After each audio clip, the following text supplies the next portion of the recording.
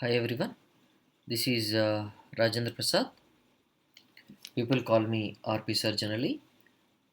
I worked in ACE Academy and Gate Forum and other institutes previously. Now I am with An Academy.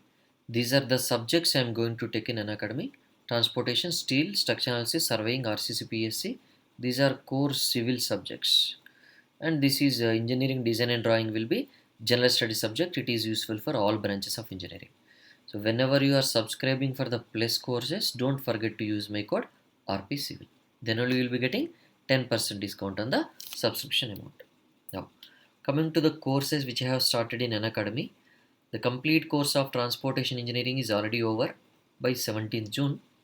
The complete course of Structural Analysis and the complete course of Airport Engineering are running now. So please try to subscribe and utilize this lockdown period because the physical classes may not be going to start early. So utilize this lockdown period by subscribing to the Unacademy Plus courses. When you are subscribing, don't forget to use this code RP7. Now, coming to this today's topic, steps for drawing the elastic curve. What is the meaning of this elastic curve? You can say elastic curve is nothing but it is a deflection profile. So when loads are applied, how the member or structure will be deflecting, that profile will be nothing but your elastic curve. And now, why this elastic curve is required if you observe? The first and foremost usage will be to draw ILD for various structural elements using Muller-Bell's law principle. So according to Muller-Bell's law principle, just for an example, this is your cantilever beam. You wanted to draw ILD for this vertical reaction VA. What we need to do?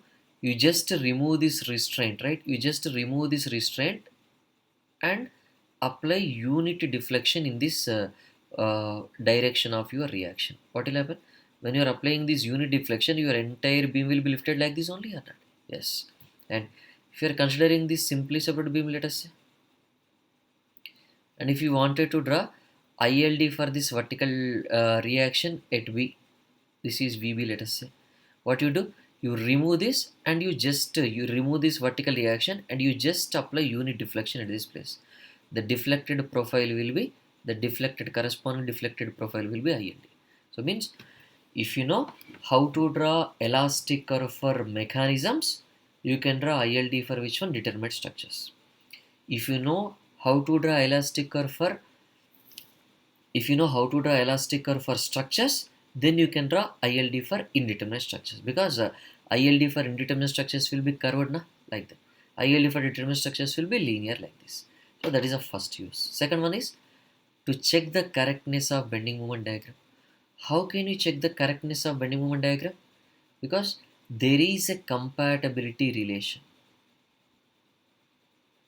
There is a compatibility relation between bending moment diagram we are having and elastic curve. Bending moment diagram and elastic curve, right? So in the next slides we'll see what is the relation. Elastic curve and bending moment are having, there is a relation between them, right? That relation we have to check.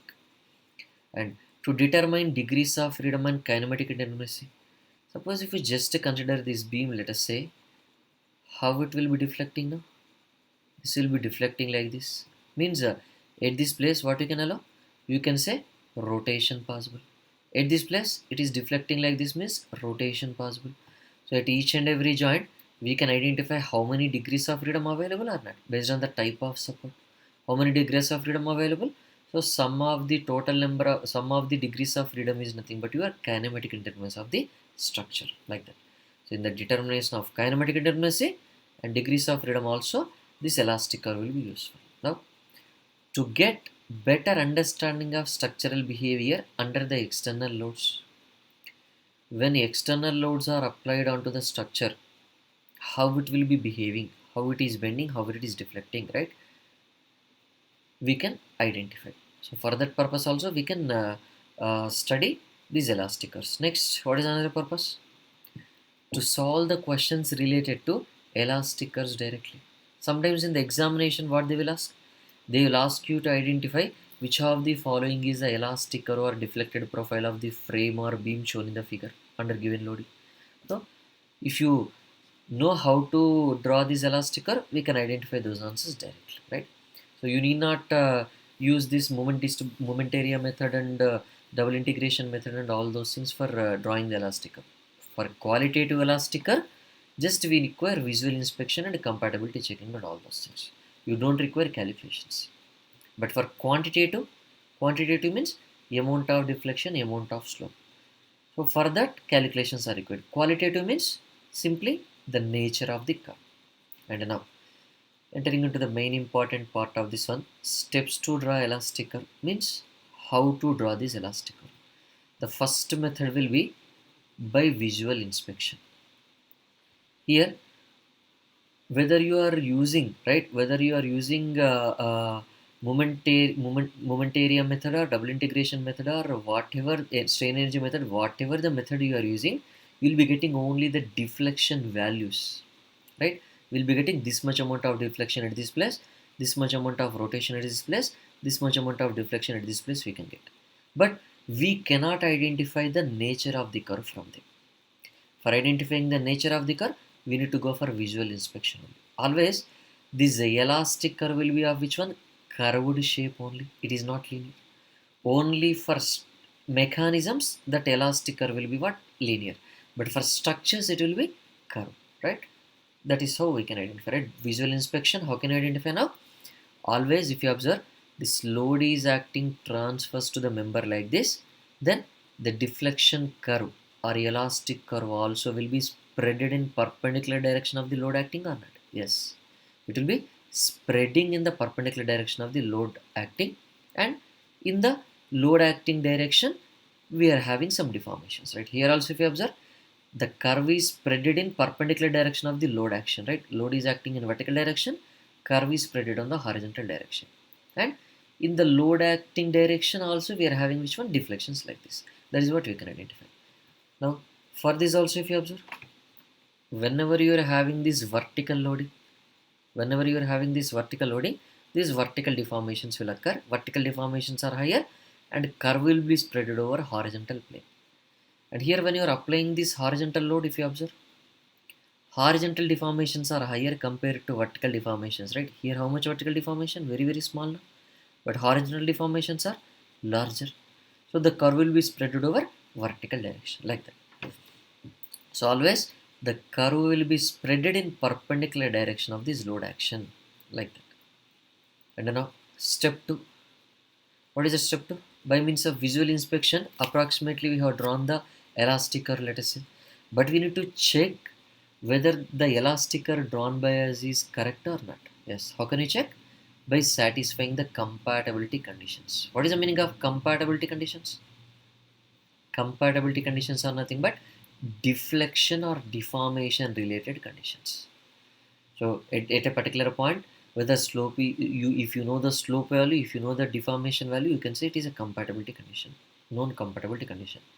So by means of this, we can just check it whether whatever the curve we have drawn is correct or not. How can you check? Once you consider this support, roller or rocker, whatever it is. If you just observe under this vertical loading, there is no vertical deformation at this place, but there is a rotation we are having, theta. There is a rotation we are having, but deflection will be 0, you can say. But rotation is non-zero. Like that. So like this we can check whether our whether our visual inspection diagram is correct or not. Second one, hinge support or pin support. Whenever this hinge support or pin support is there, under this vertical loading, what will happen? It also will allow which one? Rotation only. It will not allow vertical deformation now. So vertical deformation is 0 and theta is non-zero. Now, whenever it is a fixed support, if you observe, fixed support, 3 reactions will be there: vertical reaction, horizontal reaction, moment reaction are there. So 3 vertical reaction is there means vertical deformation is not there. Horizontal reaction is there means horizontal deformation is not there. Moment reaction is there means rotation is also not there. That is the reason up to this portion, if you observe, deflected profile, this blue color one, and the original curve, this black color one, both are same only or not? Yes. After that only the deflections and slopes are starting like that. And now These are about your supports. And if you consider the joints, what are the two types of joints we are having? One is rigid connection joint or a fixed connection joint. Other one is what? Pin connection joint. If you consider this rigid connection, what is the meaning of rigid connected joint?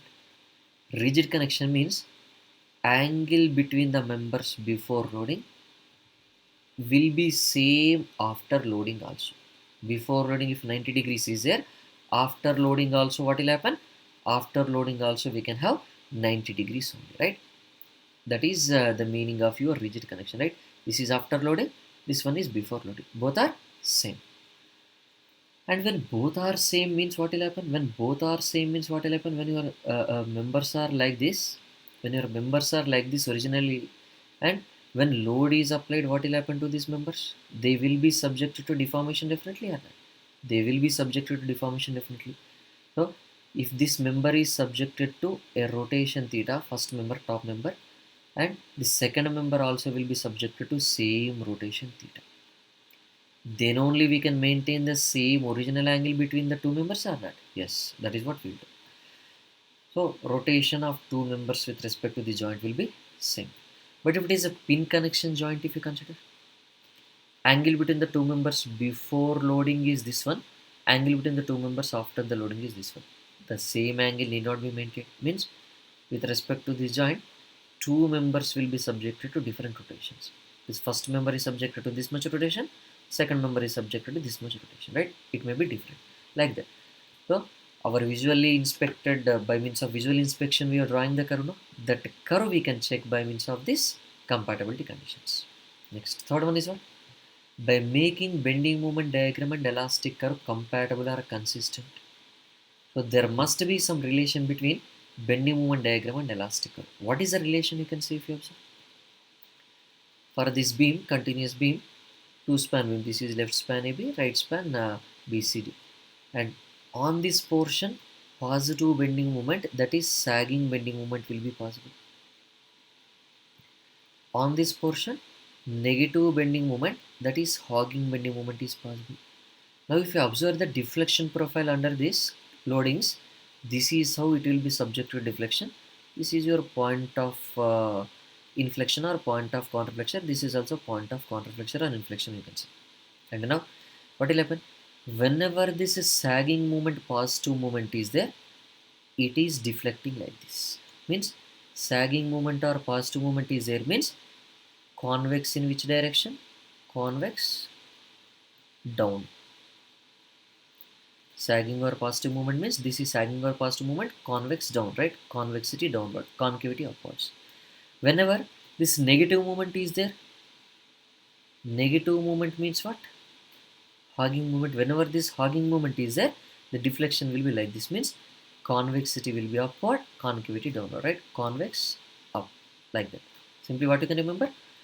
For the bending moment diagram, if you are drawing upward, deflection will be downward. For the bending moment diagram, if you are drawing downward, deflection will be upward. Like that we can check. So if you know the bending moment diagram, we can check whether our deflection profile or elastic curve is correct or not. Like that. And now assumptions in the elastic curve. What are the assumptions? All members of this structure are linearly elastic. What is the meaning of this linearly elastic, you can say? If you consider this stress strain curve for a mild steel, up to these elastic limits, if you are applying the load, deflections will occur, and if you are removing those loads, it will regain its original shape and size. So all members of which one? Linearly elastic means member is subjected to elastic nature of loads only. Members under elastic nature only will be drawing, right? For plastic we are not drawing, right? This permanent deformations condition we don't consider. Elastic curve we are not drawing for this plastic deformations, only for elastic. Elastic means what? Recoverable deformations, like that. Now structure is subjected to small displacement under the given loading. What is the meaning of small displacements under the given loading, you can say? If you just observe, whenever there is a mechanism like this, just for an example, this is your simplest rotor beam with internal hinge. It is acting like a mechanism. The deflection profile will be like this now. Listen. For mechanism, the deflection profile will be linear, and the deformation here will be very large, and it is comparable to the dimensions or not? Yes. Only for mechanisms, the deformations are very higher compared to which one? Compared to very higher as compared to which one? Dimensions. But when it is a structure, normal structure like this, if you observe, under this action of loading, some loading, it will be subject to deformations like this. The deformations are very lesser. These are not comparable to which one? These are very small such that we cannot compare them with the dimensions, right? So means we are analyzing only structures or we are analyzing mechanisms? We are analyzing which one? Structures only, right? Small deformations means. Now third one is what? All members of the structure are axially inextensible. Means axially rigid unless it is mentioned. If it is mentioned, okay, you consider. If it is not mentioned, you consider all members are which one? Axially inextensible or axially rigid, you can say. Means, if you consider this particular beam, just for an example, for this beam, what you consider? The axial deformation means deflection in this direction we don't consider. But deflection in this direction, deflection in this vertical direction, delta y, yes, we'll consider, right? Like that. Deflections or deformations in the length direction of the members are negligible. Length direction of the members means these are axial deformations, right? Deflections in the width direction of the member or cross section direction of the member are considered. Means shear deformations we are considering or not? Yes, shear deformations we are considering. So what are these shear deformations you can consider now? And they are including which one? Moment deformations also. So you will be getting some slope here and you'll be getting this vertical deflection here, right? These are your shear deformations and these are your moment deformations. Means deformations as well as deformations. Which type of deformations? First one is deflection as well as rotation. Which deflection will allow? Shear deflection only or shear deformation only will consider. Axial deformations are neglected here, right? Like that. So this is about your steps for drawing the elastic curve. First one is what? Drawing by visual inspection, and second and third step are just checks. Second step is compatibility checking with respect to joints and the support. Third one is consistency with respect to bending moment we are checking, like that. So whenever you are subscribing for the plus courses, don't forget to use this code RP Civil. When you are using the code RP Civil, these are the benefits you will be getting finally. All of you try to join our Telegram group, Engineering Guru Civil Quiz, so that you will be attending the quizzes every day. Every day we are conducting quizzes on this. So whenever you are thinking for joining online courses, the best option is Unacademy, right? When you are joining plus courses of Unacademy, use this code RPC. Thank you all of you. We'll be meeting in the next class with another examples.